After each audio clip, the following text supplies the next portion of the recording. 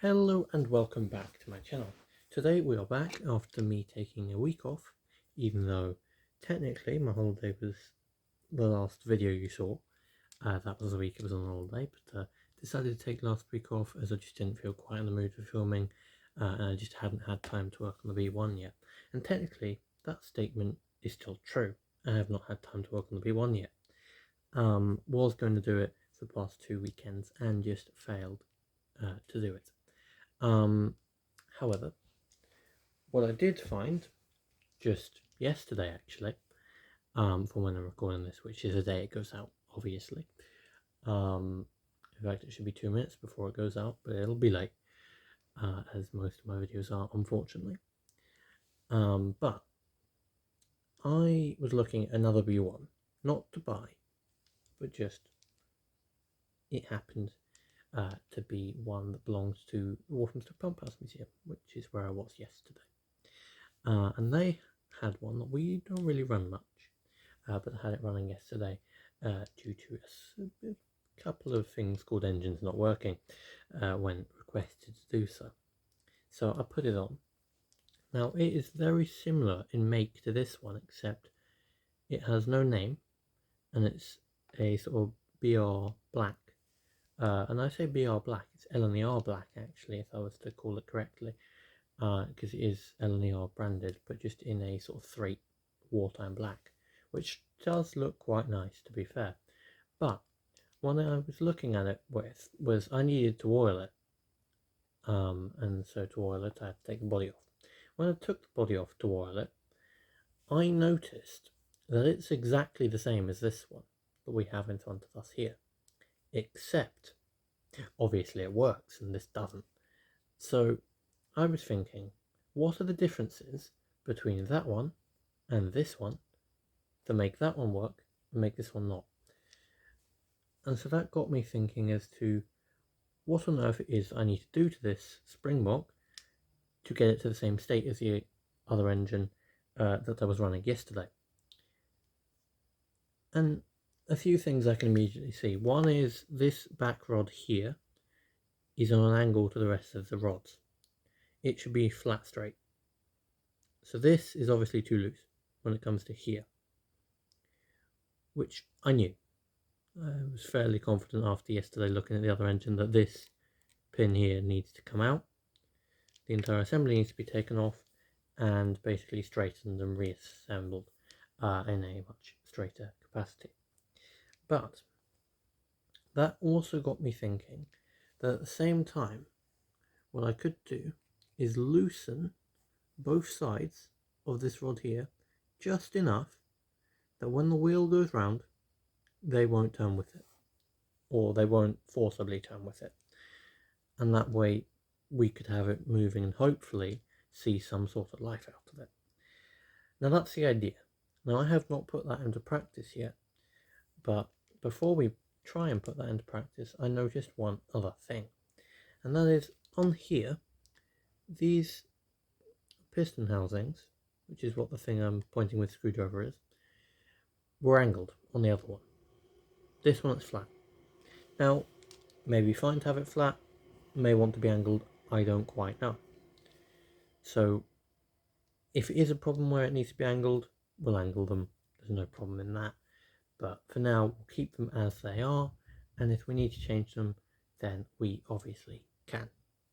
But priority is to take these pins and loosen them just for the middle wheels on both sides. So, let's do that. And then we'll see whether we get any sort of life out of it. Now, I'm not saying this is going to be an easy task either, and it apparently is not going to be an easy task. I don't want it to fling out over my floor, so I'm going to just take it past the camera for a second, even though I did want to do it on camera,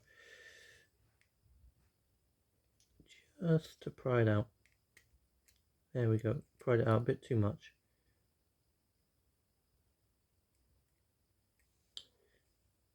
Okay, now I've got to lift it back over, which it's not wanting to do apparently.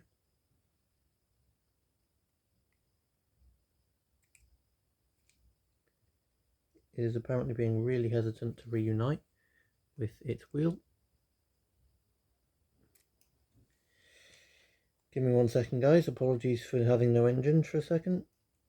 This is not wanting to work properly.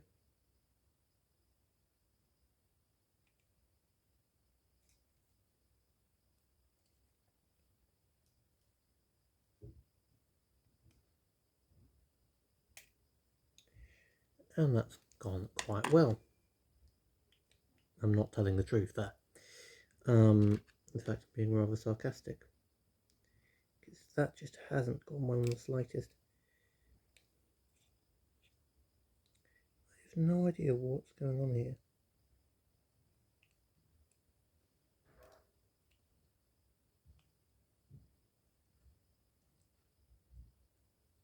Right, that should hopefully go on now. Or not. There we go, that's now on. Now I need to get this other rod on, which is going to be a very difficult task. The other was, sorry guys, very distracted here by this not wanting to work properly. Okay. This is a very complicated task and very intricate, which is why I'm not doing it currently on camera, even though I really should do it on camera. But I'll give you this little bit there, and then that should free that rod up a little bit, just to lift, and onto there. And I'll show you where it is now. So I've got the rods back on here and here, and we just need to put the pin in the middle a little bit weaker. So I'll grab this.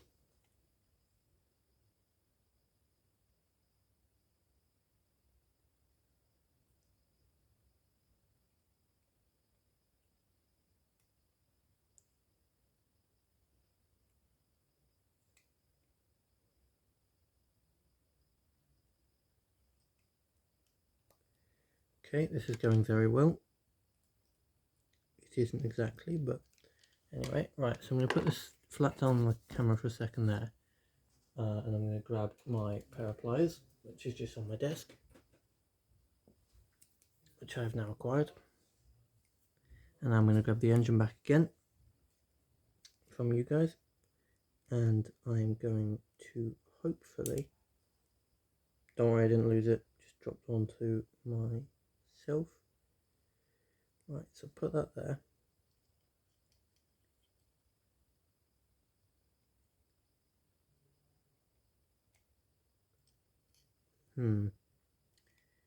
So much not liking the idea.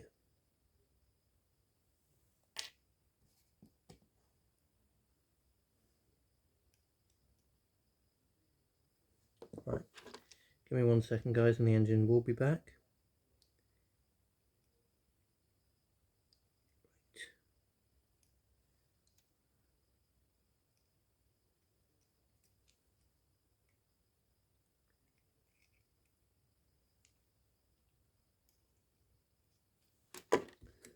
Right.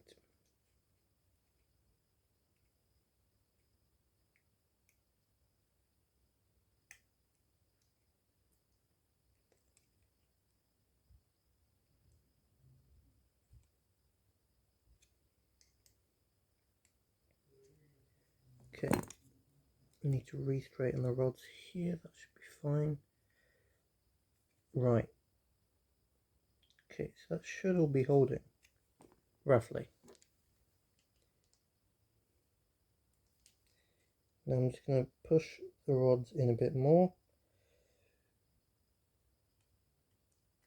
without bending them, obviously, because that would not be good.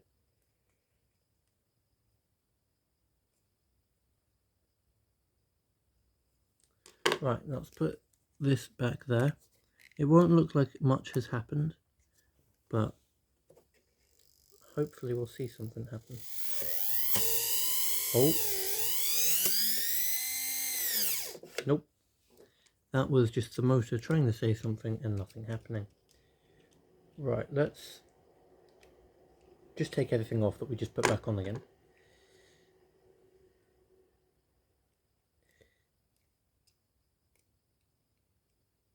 Right, that's off. Take that little thing and put that off there. And now all I want to do here is put the back rod and the front rod on. And then I'm going to put the pin in.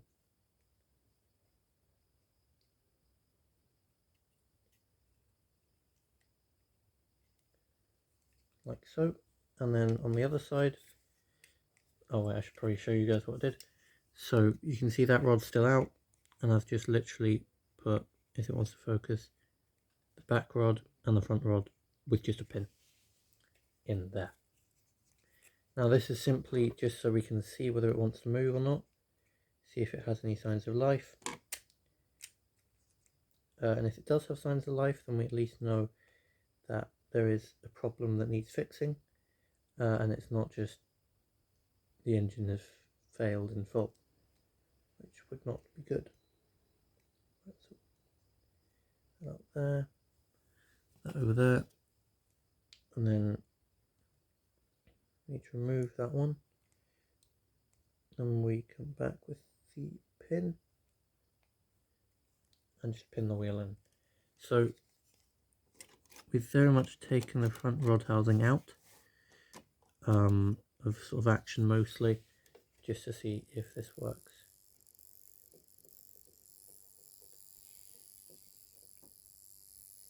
I'll have to change direction, I think, here on the controller.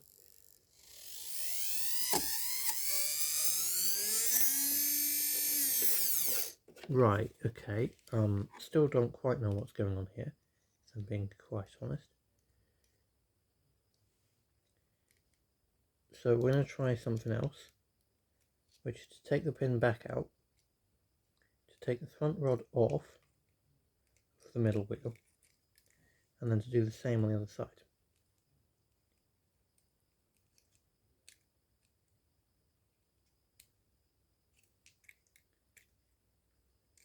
Right, so what we're testing here, so that all of you know what we're testing, is quite simply whether the back rods are okay. So there's going to be a lot of rods resting by the train here.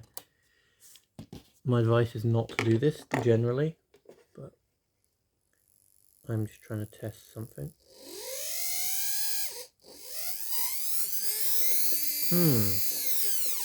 Now that's what I thought was going to happen, because for some reason, once you put this pin in here, it stops. Completely dead stop. But as soon as you take the pin out, it's fine. And I have absolutely zero idea why it's doing that. I don't quite understand. I have absolutely zero idea. So you guys can see exactly where we are, mostly, is all the rods are off, and trust me, it's the same on the other side. I would show you, but it means taking the engine, turning around, which I don't feel like doing right now. But effectively, when it's only the back rods on, this is a back rod, and the one that goes from the front wheel to this wheel is the front rod.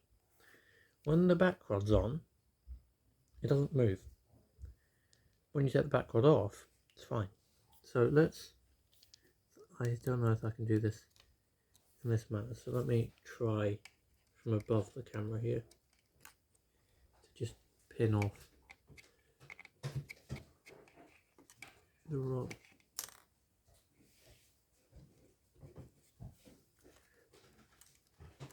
It definitely sounded like it coming off the other side, possibly in full.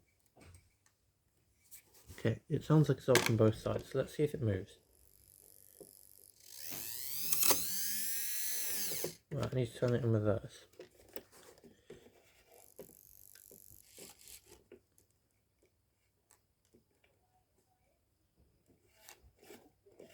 Right, so I don't know whether you guys saw that, and I'm going to show you guys again here in a second, once I can put all the rods out of the way enough that I can get it back on the track.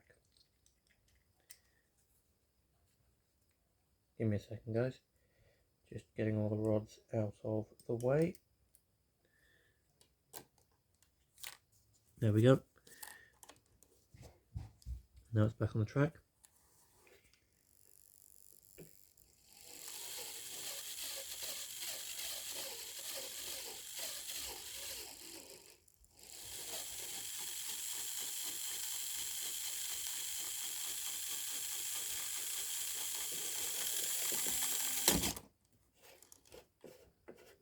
Right, so what you guys saw there, up until the point where the rod hit the track and absolutely bounced the engine 20 foot into the air, or at least that would be probably the scale equivalent, but I won't do that, otherwise it will damage all the rods, so we'll put it on that side, just for safety. So what you saw there was this wheel going round, just going nice round as it would, which means there's nothing wrong with putting these pins in, but for some reason, simply pinning it from here to here is a no-go. No idea why, can't quite explain it, haven't a clue.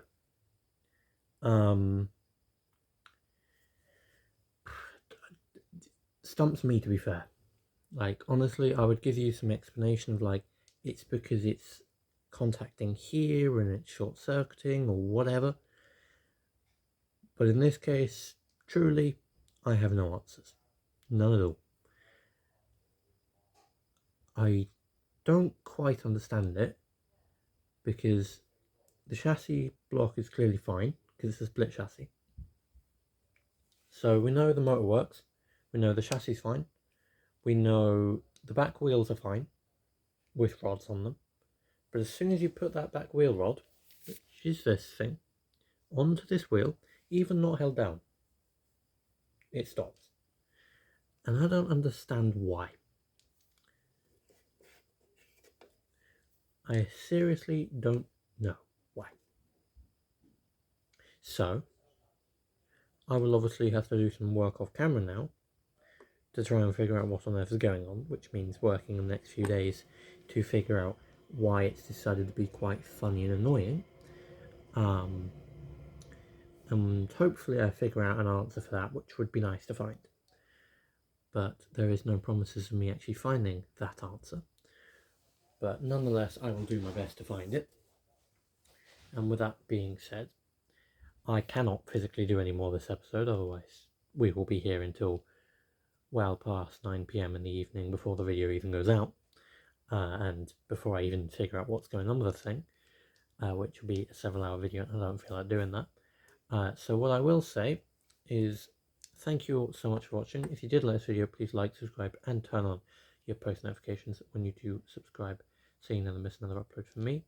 And I shall see you all back next week with another episode or video on my Springbok, which I would like to say is going to be the last episode, but I know truly it won't be, because this thing just shows up with new problems every week, and then every time I try to fix a problem, it throws another one up. So we could be here for quite a while, to be fair, but we'll try and limit it to as short as possible. But with that being said, I shall see you all in next week's video, where hopefully I can present an answer as to what on earth is going on with this rod connecting to that wheel and why it won't work. So, it's up to me now to figure out that answer, and I'll catch you next week with hopefully the understanding of what that answer is. See you all there. Bye for now. Bye.